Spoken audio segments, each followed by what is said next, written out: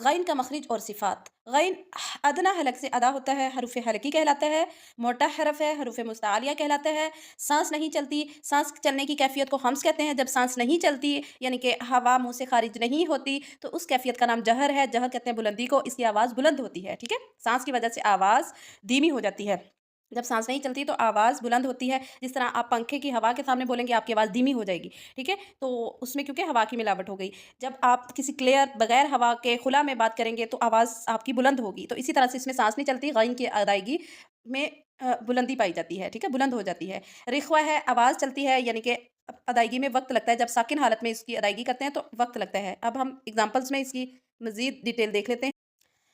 غین متحرک اور ساکن حالت میں اس کی ادائیگی ہے غین زبر غ، غین زیر غی، غین پیش غو، غ، غی، غو، غ، غی، غو، حمزہ زبر غین او، او، آواز کا چلنا دیکھیں، سانس نہیں چلتی اس میں، آواز چلے گی، آواز کی بلندی بھی چیک کریں، او، او، حمزہ زیر غین ایغو، ایغو، حمزہ زیر کو باریک رکھنا، غین کو موٹا کرنا ہے، ٹھیک ہے؟ یہ موٹا حرف بھی ہے، اسی لیے گرین کلر کر دیا گیا ہے، یہ موٹے حروف ہے، غین اور خا دونوں ہی۔